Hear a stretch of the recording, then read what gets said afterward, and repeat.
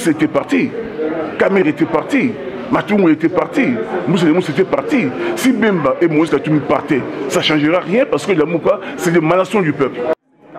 Donc pour nous, étant donné que ça a été un piège, les présidents élus mettent un cabinet de combat en place. Nous sommes tous des soldats, ces commandos. Dans les mois ou les semaines à venir, nous allons descendre sur les terrains avec des manifestations de grande avenue pour exiger les réformes des institutions que nous avons tant souhaitées, que le peuple a tant souhaité, et aller aux nouvelles élections. On ne peut pas laisser le pays entre des mains inexpertes telles que vous voyez. Le pays n'a plus d'avenir, le pays est en train de vaciller, et la Mouka, avec le président et Martin Fayulu, a l'obligation de sauver la patrie. Voilà l'essence de ces points de presse et l'essence de l'installation de l'actuelle politique. Promis par le président élu Martin Fayulu Madidi lors de son adresse à la nation le 30 décembre. Alors, donc, il est question d'un cabinet avec deux axes. Il y a l'axe sectoriel, 20 axes au total, je crois que vous avez suivi, de personnalités, des technocrates qui devront donc arriver à peaufiner le programme du candidat Martin Fayulu Madidi par rapport aux différents secteurs de la vie nationale. Parce que là, on n'a plus le temps à tâtonner. Il faut très rapidement, lorsque ça sera possible, qu'on puisse apporter des solutions idoines aux problèmes, aux nombreux problèmes d'ailleurs qui minent le pays. Et puis il y a deuxièmement l'axe opérationnel.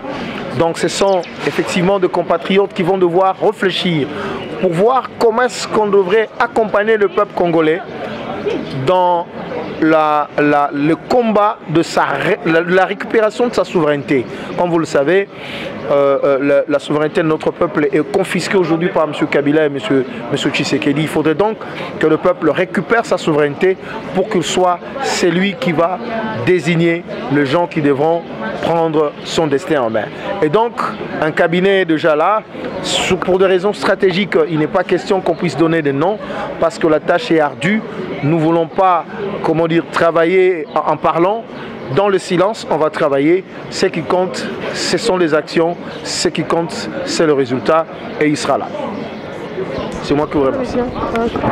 La classe politique congolaise, la configuration politique congolaise est dominée par trois grandes tendances.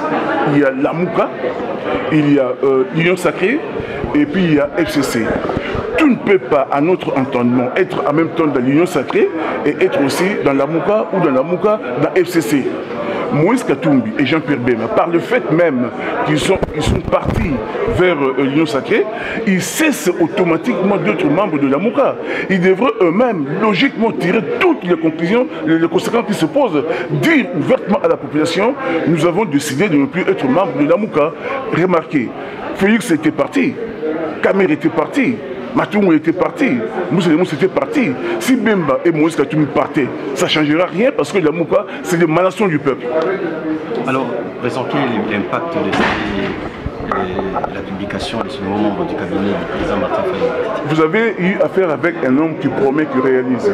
Le 30 décembre, lorsque le président élu Martin Fayulu avait adressé un message à la nation, il avait dit le 20 janvier, je vais rendre public mon cabinet. Au lieu qu'il est aujourd'hui, le 20. Donc il a tenu parole jour pour jour. Le 20 janvier, il a rendu public son cabinet. Mais c'est un cabinet de combat.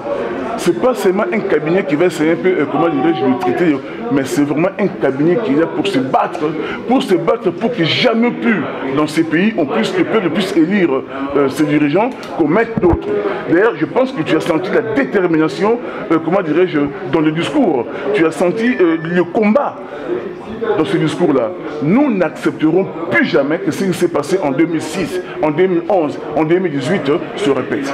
Monsieur le Président, et si vous dites qu'en principe, les deux leaders, notamment Moïse Katumbi et Bemba, devraient en principe faire une déclaration publique selon laquelle ils ne font plus partie justement de la Mouka, pendant que l'un de vos leaders, je cite ici Lisanga Bonganga, avait déjà dit que par le fait qu'ils ont répondu justement à l'appel de Félix Tshisekedi, ils se sont auto-exclus. Est-ce que n'est pas là peut-être un contraste? Non, il n'y a pas de contraste. Quand je disais tout à l'heure que par rapport à leur démarche, ils devaient tirer toutes les conclusions qui s'imposent. Ça veut dire quoi? Ils se sont distancés, si vous voulez, de la ligne Lamouka. Nous étions à Lubumbashi, on avait mis en place, comment dire, dans notre convention, vous savez, il y avait eu... Moïse Katum devait donner la coordination à Jean-Pierre Bemba. Et c'est Mme Bazeba qui était là, à Lubumbashi. On a mis en place une convention. On devait se battre sur 4 directions. Et nous avons reconnu par une déclaration que la MOUCA avait gagné l'élection présidentielle, législative, nationale et provinciale. Nous continuerons à nous battre pour cela. C'est-à-dire que la MOUCA n'a jamais reconnu Félix comme président. Aujourd'hui, par leur démarche, parce qu'ils reconnaissent Félix comme président, ils cessent automatiquement de mettre de la même, dans le même degré d'onde que la MOUCA. Donc nous disons qu'ils se sont auto-exclus. C'est ça les mots, cher Papé Télé Sekeli. Ils se sont auto-exclus. Mais il leur appartient, et même à le dire aussi, à dire ouvertement que voilà, nous quittons aujourd'hui la MOUCA. Et d'ailleurs, je ne comprends pas. Pourquoi cette volonté de vouloir s'agripper à la MOUCA? On ne comprend jamais. En tout cas, leur place n'est plus dans la MOUCA. Merci, Président. De décider, il y a les jeunes émergents. Donc c'est un cabinet complexe, comme on l'a dit, mais pour des raisons stratégiques, nous devons travailler pour obtenir beaucoup plus de résultats sur le terrain que faire ce qu'on appelle l'exhibitionnisme. On n'a pas besoin d'être exhibé, on n'a pas besoin d'être de matu-vu. On ne peut pas jouer comme cela parce qu'on a étudié tous les paramètres. Notre adversaire aujourd'hui, c'est la faim, c'est l'occupation, c'est la fraude, c'est la mauvaise gouvernance. Et lorsque nous combattons tous ces fléaux, souffrez que vous ne sachiez pas qui fait quoi, qui va où.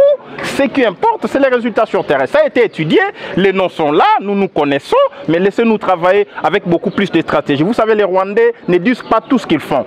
Si nous nous pêchons, parce que nous faisons beaucoup plus de déclarations, là où parfois il faut moins parler et beaucoup plus travailler. Pourquoi vous gardez toujours le nom? Vous craignez quoi, les débauchages, comme a été le cas de l'un de vous qui est parti à l'IGF? Voilà. Non, prenez ça comme vous voulez, mais pour nous, nous sommes des gens constants et cohérents.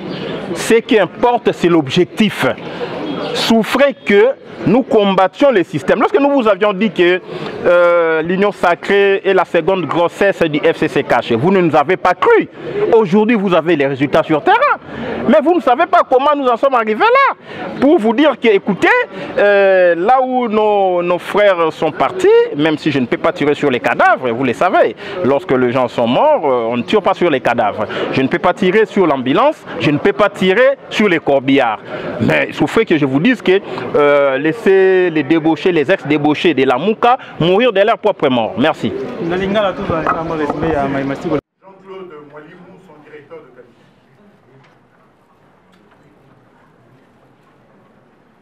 Mesdames et messieurs de la presse,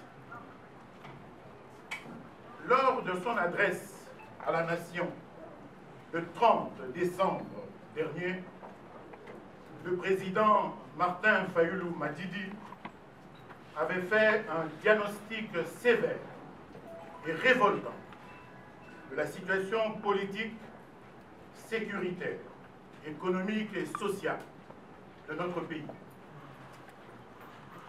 Aussi avait-il annoncé la mise en place d'un cabinet pour accompagner le peuple congolais dans la reconquête de sa souveraineté.